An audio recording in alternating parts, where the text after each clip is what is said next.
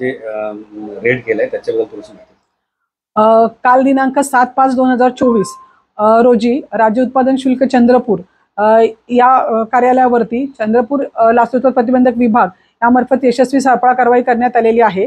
सदर कारवाईची तक्रार ही दिनांक 25/4/2024 रोजी प्राप्त झाली होती। त्यानुसार सदरची कारवाई काल यशस्वीपणे करण्यात आलेली आहे। सदर सापळा कारवाईमध्ये एकूण 3 आरोपित लोकसेवक असून त्यापैकी 2 आरोपित लोकसेवक यांना ताब्यात घेऊन अटक करण्यात आलेली आहे।